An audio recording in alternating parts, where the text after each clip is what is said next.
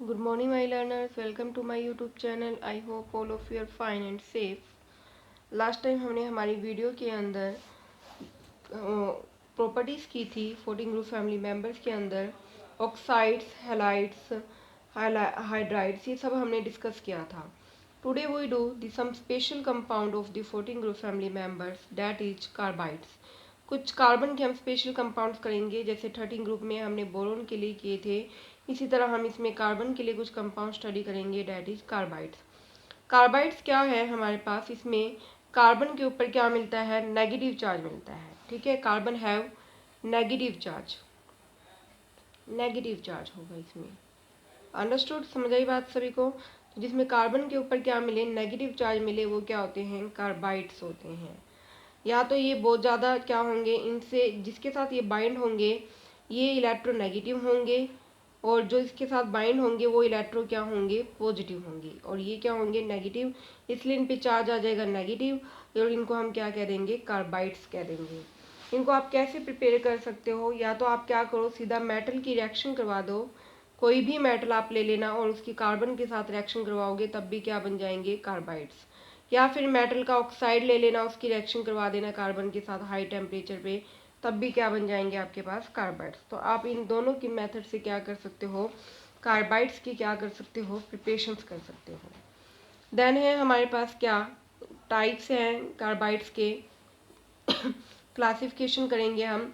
सबसे पहले जो कार्बाइड्स की क्लासिफिकेशन है वो है हमारे पास क्या, आयनिक कार्बाइड्स. आयनिक कार्बाइड्स जो है, इसमें जो कार्बन है वो बाइंड होगा किसके साथ, या तो ग्रुप 1 की, या 2 की, या फिर ग्रुप 3 की कोई क्या होगी हमारे पास, मेटल होगी.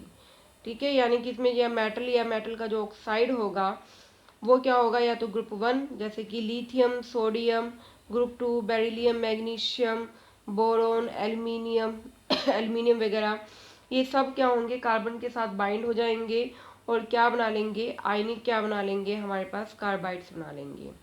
ठीक है, अब इसमें कार्बन पे नेगेटिव चार्ज और ये बहुत ज़्यादा इलेक्ट्रोपॉजिटिव है, तो नेचुरली बात है बॉन्ड कैसा बन रहा है, आयनिक है. तो आयनिक है तो ये वाटर में क्या होंगे, सोल्यूबल हो जाएंगे. ये क्या होंगे हमारे पास, वाटर में सोल्यूबल होंगे. अंडरस्टूड. तो आयनिक है तो आयनिक की वजह से वाटर में क्या मिलेंगे आपके पास, सोल्यूबल मिलेंगे. जनरली जो हमारे पास कार्बाइड्स बनेंगे उसमें जो कार्बन का जो यूनिट होगा वो एनाइन, जो कार्बन एनाइन होगा उसके ऊपर इस तरीके से हो सकते हैं चार्ज, या तो C4 नेगेटिव टाइप में बनेंगे, या C2 नेगेटिव टाइप में बनेंगे, या फिर C3 4 नेगेटिव टाइप के क्या बनेंगे, कार्बन के एनाइंस बनेंगे. कार्बन के एनाइंस क्या हो सकते हैं, C4 नेगेटिव हो सकते हैं, इसमें C2 नेगेटिव हो सकते हैं, C3 4 नेगेटिव हो सकते हैं. डिपेंड कर रहा है कि वो किसके साथ क्या हो रहे हैं, हमारे पास बाइंड अप हो रहे हैं. तो इससे फर्दर क्या किया हुआ है, क्लासीफाई किया गया है on the basis of their hydrolysis पे, कि जब ये बन जाते हैं कार्बाइड्स, जब इनको वाटर में डिजोल्व करते हैं तो ये फर्दर फॉलोइंग टाइप्स के हैं. सबसे पहला है क्या, मिथेनामाइड्स, मिथेनाइट्स. ओके, मिथेनाइट्स. इसमें जो रिएक्शन होगी, कार्बन का जो यूनिट होगा वो होगा C4 नेगेटिव. किसके साथ ये रिएक्शन करेंगे, ये जनरली करेंगे हमारे पास क्या, ग्रुप 2 होगा, ग्रुप 2 की कोई मेटल होगी, या ग्रुप 3 की, या ग्रुप 1 की. जैसे कि आप ले लो बेरिलियम, मैंने ले लिया बेरिलियम का ऑक्साइड, मैंने लिया, उसकी मैंने कार्बन के साथ क्या करवाई, रिएक्शन करवाई, तो क्या बन गया, बेरिलियम कार्बाइड. ये क्या बन गया है, बेरिलियम का Be2C, ये है बेरिलियम का कार्बाइड, ये कार्बाइड बन चुका है. इस बेरिलियम कार्बाइड को जब हम क्या करते हैं, वाटर में डिजोल्व करते हैं, तो ये क्या बनाते हैं, हमारे पास बनाएंगे बेरिलियम के हाइड्रोक्साइड्स, प्लस में क्या रिवॉल्व करेंगे, CH4. यानी कि ये क्या दे रहे हैं, मिथेन दे रहे हैं, इसलिए इनका नाम क्या रखा गया है, मिथेनाइट्स रखा गया है. अंडरस्टूड, समझ आई बात सभी को.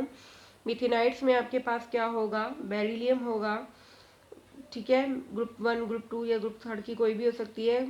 आपने बेरिलियम जैसे ऑक्साइड फॉर्म ले लिया, उसका कार्बन के साथ रिएक्शन करवाई तो कार्बाइड बना, उसे फर्दर वाटर में डिजोल्व करवाया तो हाइड्रोक्साइड, प्लस में उसने क्या दिया, मीथेन की गैस. उसी के बेस पे इसका नाम क्या है, मिथेनाइट्स है. एक और एग्जाम्पल आप जैसे ले सकते हो एल्यूमिनियम का. एल्यूमिनियम की मेटल ली, उसको सीधा कार्बन से रिएक्ट करवाया तो क्या बन गया आपके पास, हमारे पास एल्यूमिनियम का कार्बाइड बन गया. इसे मैंने फर्दर क्या किया, वाटर में डिजोल्व कर दिया, तो वाटर में डिजोल्व करने पे क्या बना, हाइड्रोक्साइड AlOH3, और प्लस में क्या बना, CH4. यानी क्या दे रहे हैं, ये मिथेन दे रहे हैं, इसलिए इनका क्या नाम है, मिथेनाइट्स है. तो ये है इसकी फर्स्ट टाइप क्या, मिथेनाइड्स। सेकंड जो टाइप है वो क्या है, एसिटिलाइट्स। सेकंड है हमारे पास क्या, एसिटिलाइट्स। एसिटिलाइट्स में जो कार्बन पे यूनिट होगा वो होगा C2 नेगेटिव, ये यूनिट होगा। ग्रुप 1 की कोई मेटल हो सकती है, ग्रुप 2 की कोई मेटल हो सकती है, और हो सकती है कोइंज मेटल। क्या हो सकती हैं, कोइंज मेटल। कोइंज मेटल हो सकती है कॉपर, सिल्वर या फिर गोल्ड, इनको हम क्या कहते हैं, कोइंज मेटल कहते हैं। ग्रुप 1 की ले लो चाहे ग्रुप 2 की ले लो, चाहे आप क्या ले सकते हो, कोइंज मेटल ले सकते हो। कोइंज मेटल में कॉपर भी हो सकता है, सिल्वर भी हो सकता है, और क्या हो सकता है आपके पास, गोल्ड भी हो सकता है। तो इनमें से कोई भी अगर आप लोगे तो आपके पास जो कार्बाइड्स बनेंगे वो फर्दर हाइड्रोलिसिस करने पे क्या देंगे, एसिटिलाइट्स यानी कि अल्काइंस, क्या देते हैं वो, अल्काइंस देंगे हमारे पास। फॉर एग्जांपल जैसे मैंने ग्रुप 2 की मेटल ले ली कैल्शियम, उसका ऑक्साइड ले लिया मैंने, उसकी रिएक्शन करवाई कार्बन के साथ, क्या बन गया, कैल्शियम कार्बाइड। इसे मैंने किस में डाला, वाटर में मैंने डिजोल्व किया, तो क्या बनेंगे, कैल्शियम के हाइड्रोक्साइड्स बन जाएंगे। और प्लस में ये जो दे रहे हैं वो है C ट्रिपल बॉन्ड CH यानी कि C2H2। ये क्या है हमारे पास, एसिटिलाइट्स यानी कि अल्काइंस, इसलिए इनका क्या नाम रखा गया है, एसिटिलाइट्स नाम रखा गया है, क्योंकि क्या देते हैं, हाइड्रोलिसिस करने पे एसिटिलाइट्स दे देते हैं। देन है हमारे पास क्या, अलाइट्स। अलाइट्स में जो कार्बन पे यूनिट होगा वो होगा C3 4 नेगेटिव। ये हाइड्रोलिसिस करने पे क्या देते हैं, अलाइट्स। कोई भी आप मेटल जैसे ग्रुप 2 की मैंने ले ली, मैग्नीशियम लिया, उसकी कार्बाइड फॉर्म ले ली मैंने Mg2C3, वाटर में इसको डिजोल्व किया, क्या बन गया आपके पास, मैग्नीशियम का हाइड्रोक्साइड बनेगा ही। प्लस में आपके पास क्या इवोल्व हो रहा है, यहाँ पे अलाइड फॉर्म इवोल्व हो रही है। अलाइड होती है टर्मिनल पोजीशन पे ट्रिपल बॉन्ड का मिलना, तो इसको हम क्या कहेंगे, अलाइड्स कहेंगे। ये अलाइड दे रहे हैं इसलिए कि इनका नाम क्या रखा गया है, अलाइड्स आयनिक कार्बाइड्स रखा गया है। तो ये हमारे पास क्या थी, क्लासिफिकेशन थी किसकी, आयनिक कार्बाइड्स की, on the basis of their hydrolysis के बेस पे। सेकंड है हमारे पास क्या, कोवलेंट कार्बाइड्स। कोवलेंट कार्बाइड्स में जो कार्बन है वो बॉन्ड होगा सेम ही इलेक्ट्रोनेगेटिविटी वाले से, अपनी जैसी कोई इलेक्ट्रोनेगेटिविटी होगी उसके साथ सेम इलेक्ट्रोनेगेटिविटी होगी लाइक ऑफ कार्बन की। जैसे कि आप देख सकते हो कार्बन का ही कोई मेंबर सिलिकॉन हो गया, या फिर बोरोन के साथ जो कार्बाइड्स बनेंगे ना वो कैसे होंगे हमारे पास, कोवलेंट टाइप के कार्बाइड्स होंगे हमारे पास। समझ आई बात सभी को। जनरली सिलिकॉन जो बनाता है वो सिलिकॉन SiC टाइप का बनाता है, और बोरोन बनाता है B4C टाइप के क्या बनाते हैं, ये कार्बाइड्स बनाते हैं। सिलिकॉन SiC टाइप का बनाता है, और बोरोन B4C टाइप का क्या बनाता है, कार्बाइड्स बनाता है। सिलिकॉन कार्बाइड को हम क्या कहते हैं, कार्बोरेंडम भी कह देते हैं। इसको हम क्या कहते हैं, कार्बोरेंडम भी कह देते हैं। सिलिकॉन कार्बाइड को हम क्या कहते हैं, कार्बोरेंडम भी कह देते हैं। तो सिलिकॉन के जो कार्बाइड्स हैं उनको हम क्या कहते हैं, कार्बोरेंडम कहते हैं। तो इस टाइप के इनके क्या बनते हैं, कार्बाइड्स बनते हैं। SiC टाइप के, और बोरोन के बनते हैं B4C टाइप के। इसको हम क्या कहेंगे, कार्बोरेंडम भी कह देते हैं। इसको हम क्या कहते हैं, कार्बोरेंडम भी कह देते हैं इस टाइप के कार्बाइड्स को। तो आप इसको कैसे बनाओगे,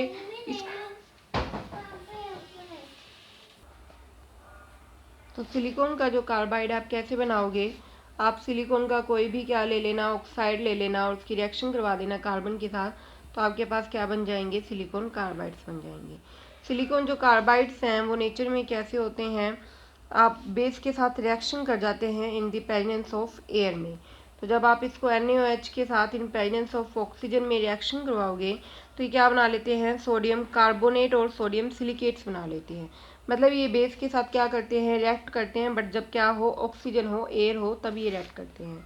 इनकी जो स्ट्रक्चर है वो कैसी होती है, लेयर्स फॉर्म में होती है। इस तरीके से ये क्या होते हैं, लेयर्स की फॉर्म में क्या होते हैं, अरेंज होते हैं। क्योंकि मैंने आपको पहले भी बताया हुआ है सिलिकॉन का 3p ऑर्बिटल है, कार्बन का 2p है, बैक बॉन्डिंग पॉसिबल नहीं है, इसलिए इनकी जो अरेंजमेंट है वो लेयर टाइप में आपके पास मिलती है। अंडरस्टूड, समझ आई बात सभी। तो इस तरीके से हमारे पास क्या है, सिलिकॉन की स्ट्रक्चर मिलती है, लेयर्स फॉर्म में वो क्या होता है, अरेंज होता है। इसी तरह बोरोन का कार्बाइड है, आप बोरोन की क्या कर लेना, मेटल का बोरोन ऑक्साइड्स ले लेना।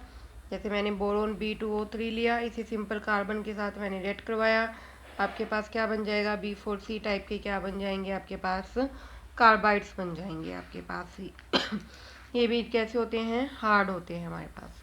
तो कोवलेंट में मेनली दो ही हैं इसके कार्बाइड, एक है सिलिकॉन का और एक है हमारे पास बोरोन का। इसमें कार्बन और सिलिकॉन और बोरोन की इलेक्ट्रोनेगेटिविटी ऑलमोस्ट सेम रहती है हमारे पास। ओके, देन थर्ड है हमारे पास क्या, इंटरस्टिशियल कार्बाइड्स। इंटरस्टिशियल कार्बाइड्स में जो कार्बाइड्स बनते हैं वो बनते हैं बाय दी ट्रांजिशन मेटल्स के साथ, यानी कि डी ब्लॉक के जो एलिमेंट्स हैं, या फिर आप बना सकते हो किसके साथ, लैंथेनाइड्स या फिर एक्टिनाइड्स। ये क्या करेंगे, कार्बन के साथ बाइंड होंगे और क्या बना देंगे, इंटरस्टिशियल्स क्या बना देंगे, कार्बाइड्स बना देंगे। तो इंटरस्टिशियल कार्बाइड्स बनते हैं ट्रांजिशन एलिमेंट्स यानी डी ब्लॉक एलिमेंट्स, या फिर आप कह सकते हो लैंथेनाइड या फिर एक्टिनाइड्स के एलिमेंट्स क्या होते हैं, इसमें कार्बन के साथ बाइंड अप होते हैं। सीधा आप करवा सकते हो, या तो कोई भी ट्रांजिशन मेटल ले लेना या उसकी ऑक्साइड फॉर्म ले लेना, कार्बन के साथ रिएक्ट करवा देना, ये कार्बाइड्स बन जाएंगे। ये जो मेटल्स हम लेते हैं इनका साइज इतना लार्ज होता है, साइज क्या होता है, लार्ज होता है। कार्बन कौन सी पोजीशन ऑक्यूपाई कर लेता है इसमें, ऑक्टाहेड्रली कौन सी पोजीशन ऑक्यूपाई करता है, इंटरस्टिशियल साइट्स को क्या करता है, वो ऑक्यूपाई करता है। अंडरस्टूड। तो इसलिए इनके बेस पे इनका नाम इंटरस्टिशियल रखा गया है, क्योंकि इसमें क्या है, जो मेटल है उनका साइज बहुत लार्ज है, उनके अंदर जो खाली कैविटी प्रेजेंट होती है उनके अंदर कार्बन क्या होता है, ऑक्यूपाई हो जाता है, जिसकी वजह से जो कार्बाइड्स बनते हैं वो कैसे बनते हैं, इंटरस्टिशियल कार्बाइड्स बनते हैं। ऐसी ट्रांजिशन मेटल कौन सी, जिनकी रेडियाई, ट्रांजिशन मेटल्स जिनकी जो रेडियाई है वो लार्ज है किससे, 1.35 से एंगस्ट्रॉम से, तो वो कौन से टाइप के कार्बाइड बनाएंगे, या तो MC टाइप के या फिर M2C टाइप के। रेडियाई कितने से ज़्यादा है, अगर 1.35 से ज़्यादा है तो MC या M2C टाइप के। फॉर एग्जांपल टंगस्टन का, टैकलकम का, WC टैकलकम, TAC, वैनेडियम V2C, तो इस टाइप के ये क्या बना लेते हैं, कार्बाइड्स बना लेते हैं हमारे पास। ओके। जो टंगस्टन है और जो टैकलकम है वो क्या करते हैं, बहुत ज़्यादा हार्ड होने की वजह से इन्हें हम कटिंग टूल्स में क्या करते हैं, मैन्युफैक्चर करने में यूज़ करते हैं।